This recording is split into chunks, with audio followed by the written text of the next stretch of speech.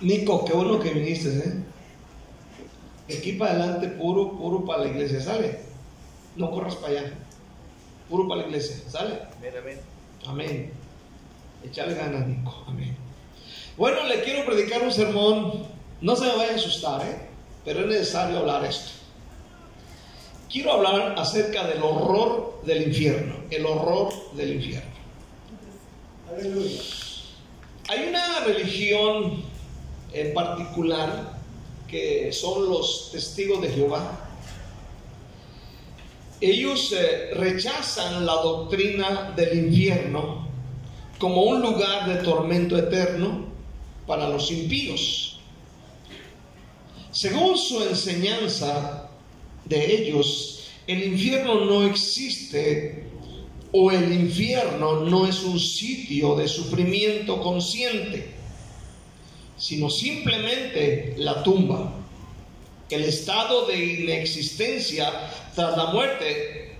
Creen que las almas de los muertos dejan de existir y no experimentan ninguna forma de castigo o conciencia.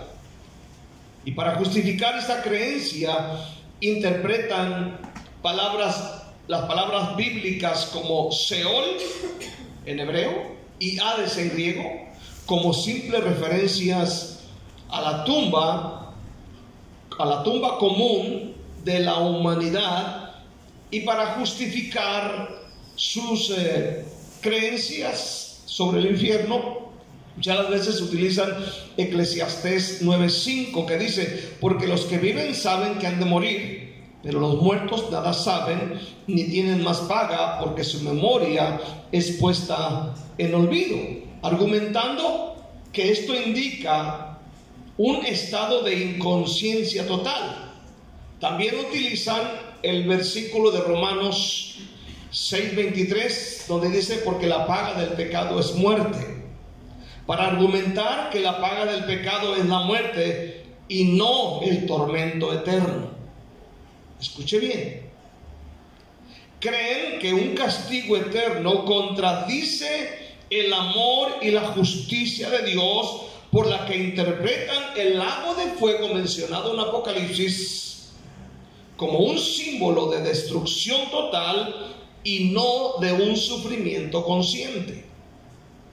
Entonces, esto es lo que ellos dicen respecto al infierno. O sea, te ponen la cosa fácil. Amén. Pero escuche bien. En la Biblia, si hubo un personaje que hablara más sobre el tema del infierno, que es una doctrina fundamental del cristianismo, el que habló más sobre el infierno fue Jesús. Y él describe los horrores del infierno. En el capítulo 25 de Mateo, en el versículo 41, amén, dice de esta manera: entonces dirá también a los de la izquierda: apartados de mí, malditos, al fuego eterno preparado para el diablo y sus ángeles. Es terrible esto. Es terrible escuchar un día esto. Dirá a los de la izquierda: apartados de mí, malditos, malditos al fuego eterno preparado para Satanás y sus ángeles, o para el diablo y sus ángeles. Padre bendito, te damos gracias en el nombre de Jesús de Nazaret. Yo te doy gracias, Dios todopoderoso. Yo te doy la gloria, Señor, la honra y la alabanza. Usa mi vida de una manera especial, Señor. Ayúdanos a comprender esta palabra en el nombre de Jesús. Gracias, Señor. Jesús, hermano, enfatizó la terrible realidad de este lugar. Dice que este lugar fue preparado para Satanás y para el diablo y sus ángeles. Mas sin en cambio, aquí hace mención de un cierto grupo de personas a quien se les llama malditos, donde dice: estos serán llevados o lanzados a este lugar terrible. Ahora, si Jesús enfatizó la terrible realidad del infierno, lo hizo porque quería que tuviéramos plena conciencia de la existencia de este lugar espantoso, terrible. La Biblia describe este lugar como un lugar donde el fuego nunca se apaga. Un lugar donde dice el gusano de ellos no muere. Hace mención Jesús acerca de este lugar como tinieblas de afuera. Lea el versículo 30 de ahí mismo. Dice: y al siervo inútil echadle en las tinieblas de afuera, allí será el lloro y el crujir de dientes. O sea, este lugar, a veces decimos, mi hogar es el infierno por los pleitos, los problemas, por la situación que estamos pasando. Mi hogar es el infierno, mi ciudad. Nada que ver con esto, hermano, nada que ver. Nunca dijo Jesús que tu hogar, que tu familia, que tu ciudad, que tu pueblo, tu colonia era el mismo infierno. Nunca es. Él hace mención de un lugar específico, amén, y lo describe terriblemente. Y este versículo, amén, del capítulo 25 lo describe como tinieblas de afuera. En el libro de Marcos capítulo 9, Marcos 9, en el versículo 43, vea cómo Jesús describe este lugar y dijo el Señor de esta manera. Marcos 9, versículo 43. Mire, es tan serio este asunto que Jesús tuvo que decir esto. Él dijo: si tu mano te fuera ocasión de caer, córtala. Si tu mano te fuera ocasión de caer, córtala. Dijo: mejor te es entrar en la vida manco que teniendo dos manos ir al infierno, al fuego que no puede ser apagado. Y dice: donde el gusano de ellos no muere y el fuego nunca se apaga. Ahora dice: si tu pie te fuera ocasión de caer, dice, córtalo. Y repite las mismas palabras y dice: mejor te es entrar a la vida cojo que teniendo dos pies ser echado en el horno en el infierno, al fuego que no puede ser apagado, donde el gusano de ellos no muere y el fuego nunca se apaga. Y si tu ojo te fuera ocasión de caer, dice, sácalo. Mejor te es entrar en el reino de Dios con un ojo que teniendo dos ojos ser echado en el infierno, donde el gusano de ellos no muere y el fuego nunca se apaga. O sea, cuando tú lees esta escritura en las diferentes traducciones y cuando ves esto, Jesús no está hablando por hablar, no está contando una fábula, no está contando una simple historia. Él está hablando de una seriedad. Él está hablando en serio con esto. Porque sabemos que nuestra mano nos hace pecar, nuestros pies nos hacen pecar, nuestros ojos nos hacen pecar. ¿Cuántos están aquí este día? Ahora, este es un espacio de tormento constante. No dura un día, no dura una semana, no dura un mes. Es algo constante. Los que llegan ahí jamás vuelven a salir. Amén. La Biblia también lo describe como un lago de fuego y azufre, donde no hay descanso para sus habitantes. El libro de Apocalipsis describe y dice: y el humo de su tormento sube por los siglos de los siglos.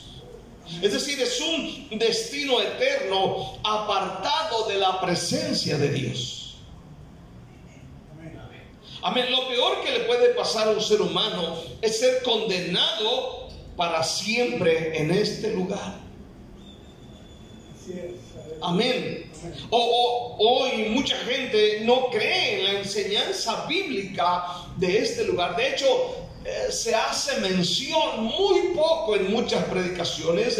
Se habla de motivación, se habla de humanismo, se habla de éxito, se habla, aleluya, de otras cosas, de tener finanzas, de tener esto y lo otro, pero nunca se menciona temas como este.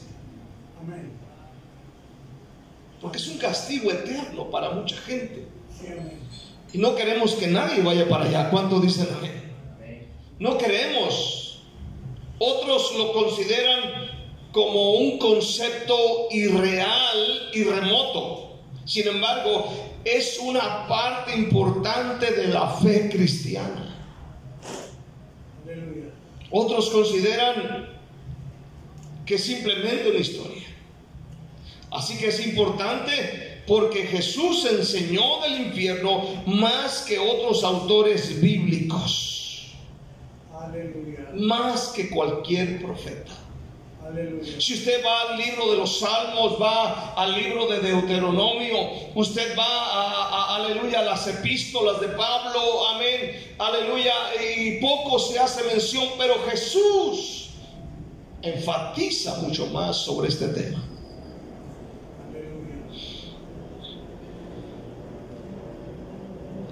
Él dice que los que ceden ante el pecado estarán en peligro del infierno de fuego.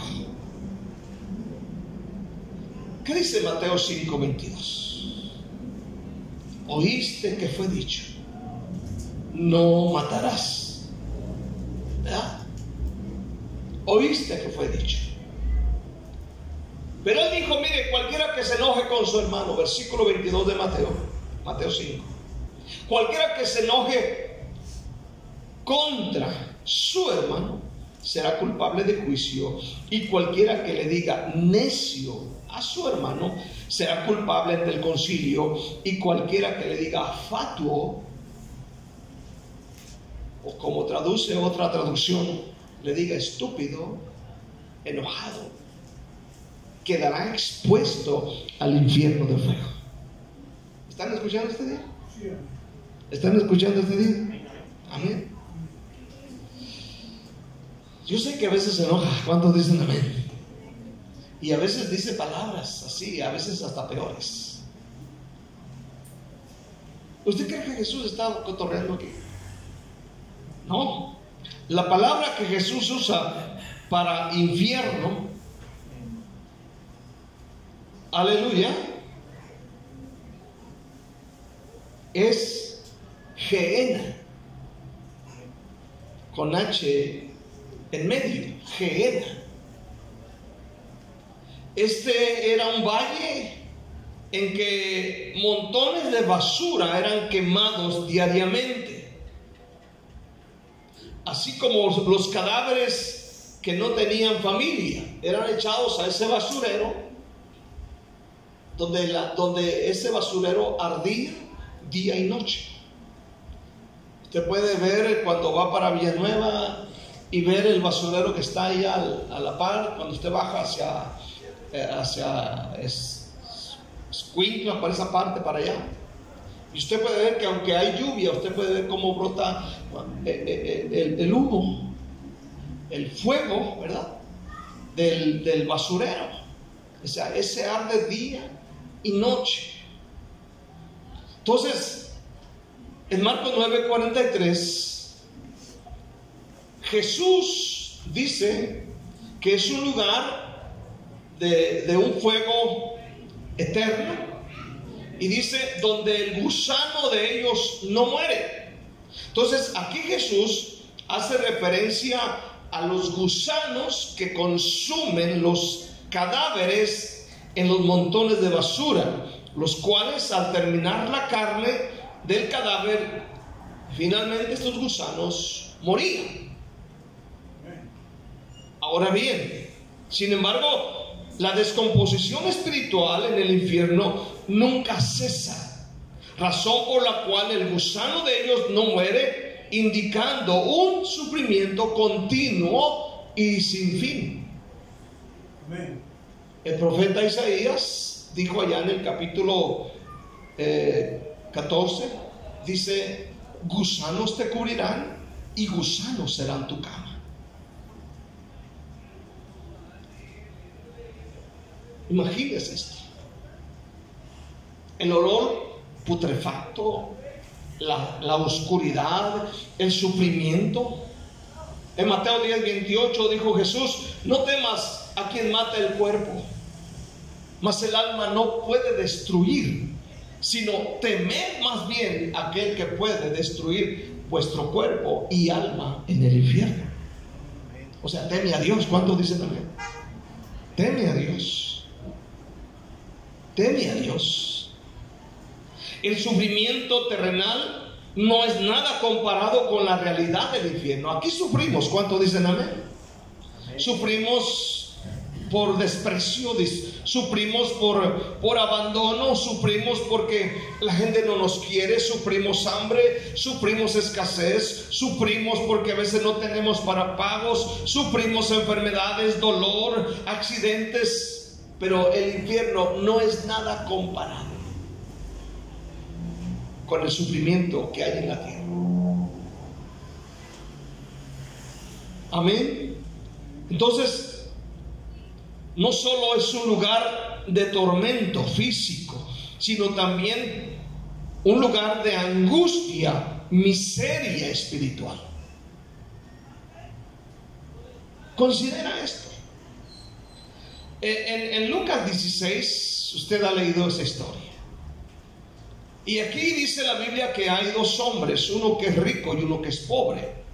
Lucas 16, en el versículo 19, habla de estos dos hombres, uno que es pobre, uno que se llama Lázaro, que estaba enfermo, lleno de llagas, y está este rico que hace banquete con esplendidez cada día. Y el pobre está a la puerta de aquel rico, de aquella mansión, anhelando comer las migajas que caían de la mesa del rico. Cuando yo leo la palabra migajas, yo me imaginaba que eran los pedacitos de pan cuando usted come y se caen los pedacitos sobre la mesa. Pero el comentario dice que las migajas era que los ricos, a la hora de comer sus banquetes de carne, aleluya, se llenaban las manos de grasa. Entonces ellos se limpiaban las manos, amén, con vamos a decir, con pan francés. Se limpiaban la grasa y eso lo tiraban. Y dicen que el pobre al menos anhelaba comer esto. Pero un día dice que murió Lázaro y vinieron ángeles por él y fue llevado al seno de Abraham. Pero también menciona que murió también el rico y fue sepultado. Pero cuando él abre sus ojos en el versículo 24, dice la Biblia que él está en tormentos. Dice, versículo 23, y en el Hades en el Hades alzó sus ojos estando en tormentos y vio de lejos a Abraham y a Lázaro en su seno. Tiene que entender esto, que los sentidos no se pierden en ese lugar. Ve, siente, oye, palpa, tiene sed, tiene un sentimiento, no se pierde,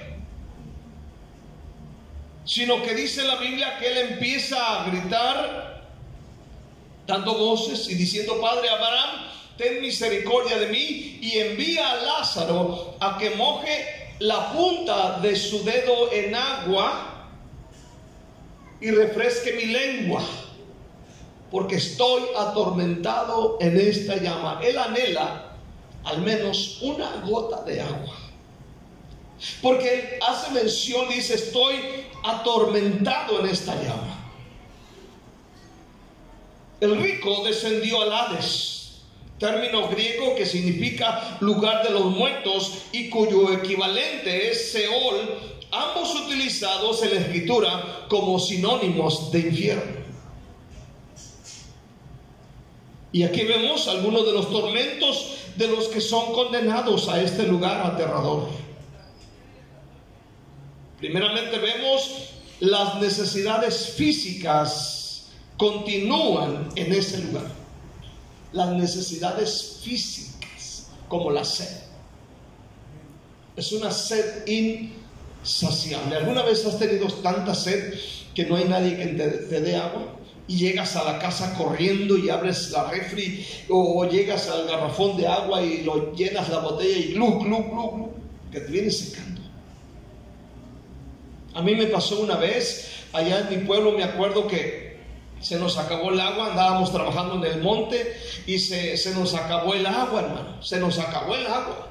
Más bien fueron 2 veces que me pasó eso, hermano, y para llegar a la casa en el solazo de mayo, un calor reseco, aleluya, hermano, y lejos de la casa. Y me acuerdo, en mi mente todavía me acuerdo llegar a la casa, amén, hermano, desmayándome porque la sed es tremenda. Y llegar a la casa, aleluya, y vaciar el cántaro de agua en un vaso y tomártelo desesperadamente. En otra ocasión me sucedió que andábamos en la leña, allá en el cerro, se nos acabó el agua, amén, y había llovido y había ganado en ese lugar. Usted sabe que el ganado al pisar en la tierra con sus pezuñas hace hoyos. Y yo me acuerdo que tanta era mi sed, amén, y bien me acuerdo que me agaché, hermano, a ese hoyo que hacen las vacas cuando pisan y dejan ese hoyo, y había llovido un poco y había dejado un poco de agua, hermano, ahí revuelta con estiércol y lodo, pero la sed es tremenda y me agaché a tomar porque no aguantaba. Amén. Escuche bien. Las necesidades físicas continúan en ese lugar. El cansancio, sed sin poder satisfacer. Lucas 16:24, amén, nos habla del dolor físico, de las quemaduras que experimentará sin descanso, porque él dice, aleluya, pero Abraham le dijo, hijo, acuérdate, versículo 24, entonces él dando voces dijo, Padre Abraham, ten misericordia de mí y envía a Lázaro para que moje la punta de su dedo en agua y refresque mi lengua. Y finalmente dice, porque estoy atormentado en esta llama.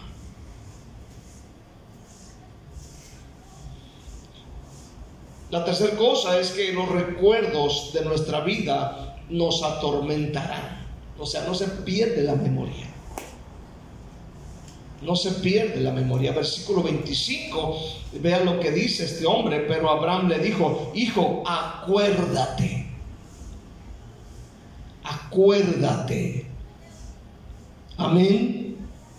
Que recibiste tus bienes en tu vida y Lázaro también males, pero ahora estés consolado aquí y tú atormentado. Le dijo, acuérdate. O sea, los recuerdos de nuestra vida nos atormentarán.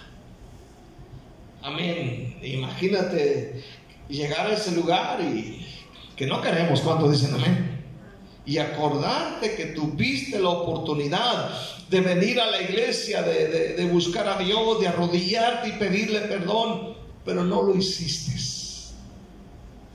¿Por qué no lo hice? ¿Por qué no lo hice? ¿Por qué no lo hice? ¿Por qué no lo hice? Tuviste oportunidad. Hay gente que tiene oportunidad y no viene. ¿Cuántos dicen amén? Hay gente que puede estar en la iglesia pero no viene. La otra cosa es que la angustia por los familiares y amigos no han muerto y no son salvos. O sea, viene una angustia por la familia. Viene una angustia por las personas. ¿Cuántos dicen amén? Dice la palabra de Dios, versículo 26, además de todo esto, hay una gran cima, una gran cima está puesta entre nosotros y vosotros, de manera que los que quieren pasar de aquí a vosotros no pueden ni de allá para acá. Entonces le dijo, te ruego pues, Padre, que le envíes a la casa de mi padre, porque tengo 5 hermanos. Dice, para que les testifique, a fin de que no vengan ellos también a este lugar de tormento. ¿Se da cuenta? Amén. La angustia por la familia que no es salvada. Ellos no quieren. En el infierno ahorita la gente que tal vez se fue, aleluya, claman por un predicador. Y nosotros que no queremos evangelizar, no queremos ir al evangelismo, cuando en el infierno están diciendo, manda a Lázaro que vaya y les testifique.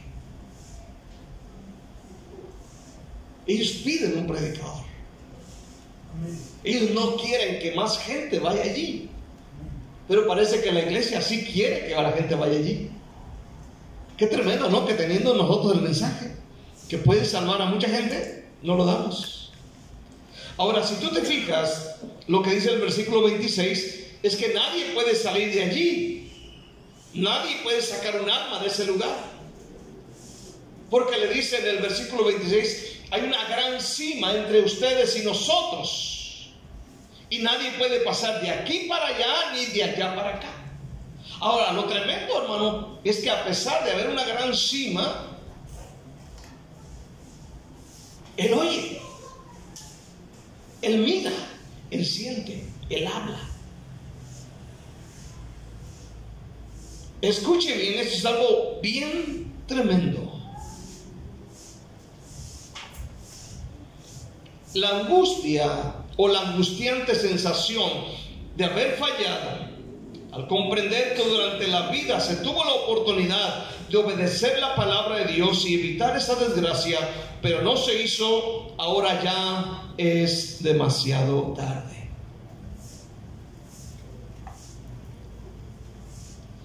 En el versículo 29 dice, Abraham le dijo, a Moisés y a los profetas tienen. Entonces dijo, no, padre Abraham, pero si alguno fuere a ellos de entre los muertos, se arrepentirán. Mas Abraham le dijo, si no oyen a Moisés y a los profetas, tampoco se persuadirán, aunque alguno se levantare de los muertos. ¿Qué significa esto? Él dice que vaya Lázaro, que resucite. Pero ¿sabes qué fue la respuesta? Él dijo, a Moisés y a los profetas tienen la palabra de Dios. ¿Cuántos dicen amén? Amén. A ellos óiganlos. O sea, que usted no necesita escuchar un testimonio impactante de así fue tu vida para convencerse del infierno. No necesita que un falso profeta por ahí que tragó demasiados tacos en la noche y que venga y le diga que bajó al infierno y luego subió. Hermano, quien baja al infierno ya no sube. Y vienen y le comentan, ahí vimos a Michael Jackson y ahí vimos a Gigi Ávila, y te quedas así como, ay Dios. O sea, que ellos van y vienen y suben y bajan y como si fuera su casa. ¿Cuántos de la verdad? Jesús dijo, tienen la Biblia. ¿Cuántos dicen amén? Tienen a los predicadores, a ellos óiganlos. ¿Cuántos dicen amén? No tienes que oír este mensaje impactante. Este libro te dice a ti cómo es ese lugar. Ese es el mejor consejo, porque dijo, mira, dijo, si a uno de los muertos se levantare, no creo que se persuada. ¿Por qué dice esto? Porque la Biblia dice que la fe viene por el oír y el oír la palabra de Dios. La gente se va a salvar cuando por fe escuchen el evangelio y crean en él. ¿Cuántos dicen amén? Amén. Solamente de esa forma se puede salvar la gente. La gente no se salva con este tipo de historias. La salvación viene cuando oyen el Evangelio. Romanos 10. ¿Cuántos dicen amén? Amén. ¿Cómo creerán si no hay quien les predique? Tremendo. ¿Cuántos dicen amén? Usted no necesita pues oír a una persona que fue y vino al infierno. Usted tiene la palabra de Dios y eso es más que suficiente. ¿Cuántos dicen amén? Es más que suficiente. Tenemos la bendita y hermosa palabra de Dios, que es lumbrera a mi camino, que es espada de dos filos, que es fuego, que es como martillo que quebranta la piedra. Amén. Tenemos la palabra de Dios que es viva y eficaz.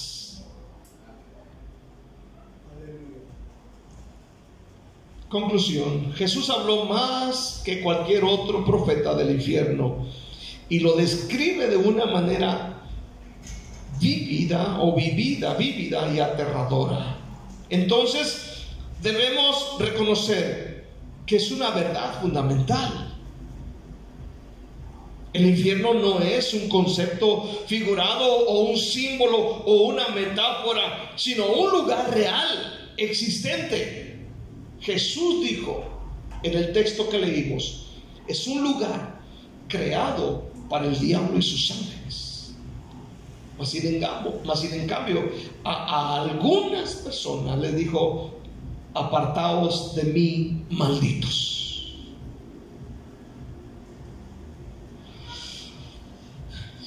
¿Quién va a querer tener de vecino al diablo? Solo aquel que no quiere creer en Jesús. ¿Cuánto dicen amén? ¿Saben a quién va a ser su vecino? El anticristo, el falso profeta, el diablo y todos aquellos que rechazaron a Jesús. El infierno es el destino de aquellos que deciden vivir lejos de Dios y rechazan su voluntad y que rechazan su gracia. Duele escuchar. Duele escuchar cuando oyes que alguien muere y uno se pregunta: Señor, ¿se salvó? Cuando tienes esa visión, cuando tienes a Jesús, cuando tienes esta enseñanza arraigada y miras la funeraria pasar con un montón de personas atrás, y uno se pregunta: ¿a dónde se iría? Y la esperanza en nosotros es que decimos: ojalá que en el último instante haya dicho: Jesús, perdona mis pecados. Esa es la esperanza. ¿Cuántos dicen amén? Y yo creo que mucha gente sí, tal vez tuvo esperanza. Pero hay gente, hermano, no sé si a ti algún día te hayas caído de la escalera. ¿Cuántos han caído de la escalera de repente y se da un trancazo? Usted no piensa en el cielo ni en el infierno, usted no piensa en nada, usted no piensa en Dios. Estaba escuchando a un pastor en Tepic, Nayarit, le está testificando y dice que había un hermano, amén, y él va en la carretera en su troca, y de repente se estrella y él sale botado. Y dice que lo primero que hace en su atarantamiento, porque quedó ese todo sacado de onda, lo primero que hace, dice que él va corriendo a la troca para ver si él estaba allí. Dice que va corriendo, se levanta así todo y va y se asoma y no vio su cuerpo.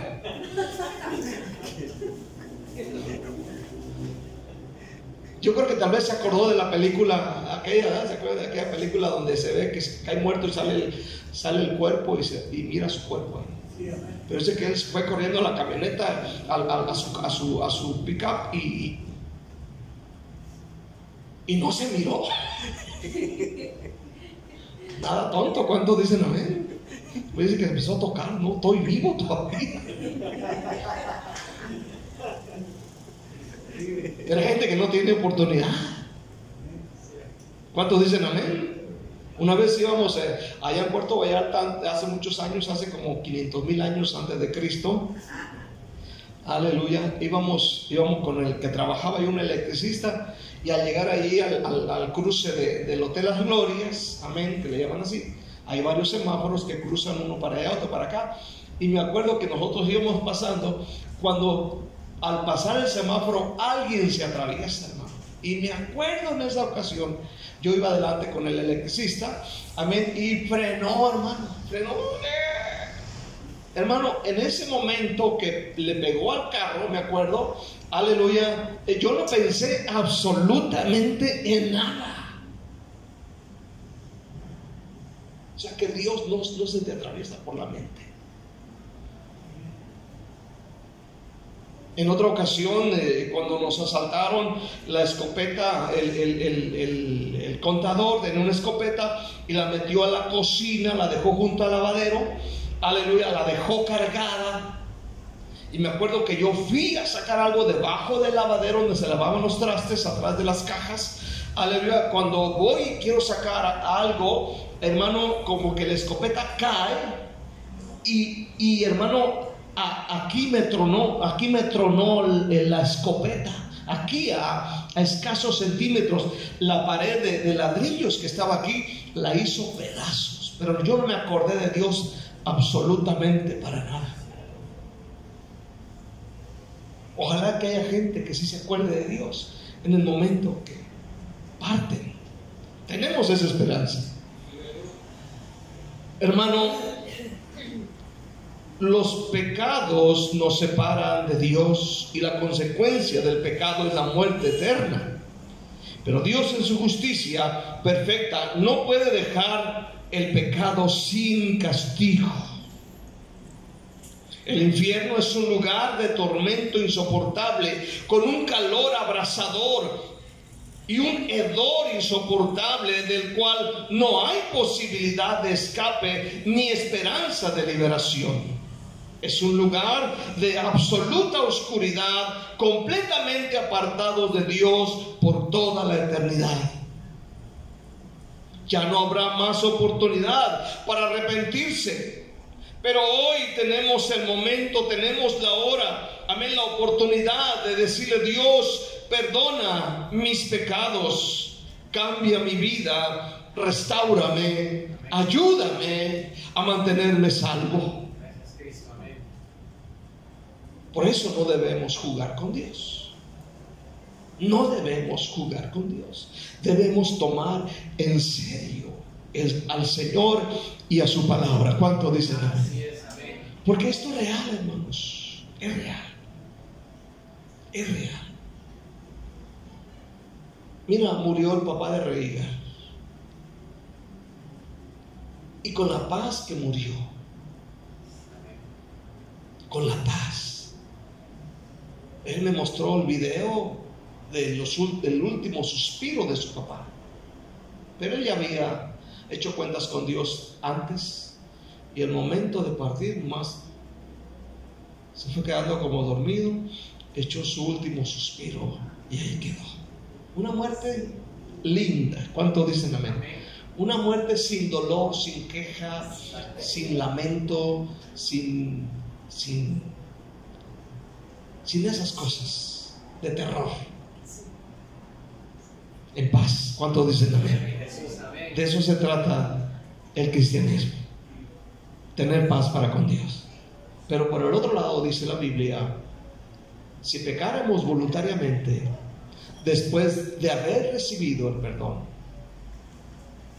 ya no hay más sacrificio por el pecado, sino una horrenda expectación de juicio y del borde de fuego que ha de devorar a los adversarios.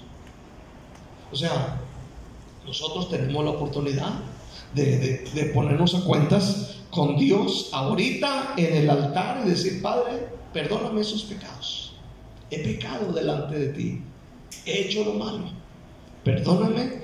Y estoy seguro que la misericordia de Dios viene sobre tu vida, Porque Él no quiere que tú vayas a ese lugar. Él quiere que estés con Él en la casa del Padre. ¿Cuántos dicen amén? En la casa de mi Padre muchas moradas hay. Si así no fuera, yo le hubiera dicho: voy pues a preparar lugar para vosotros, dijo Jesús, para que donde yo esté, vosotros también estéis. Yo quiero estar con Jesús. Yo quiero estar con Jesús. ¿Usted quiere estar con Jesús? Dale un aplauso a Él, con toda la fuerza, con todo el corazón, con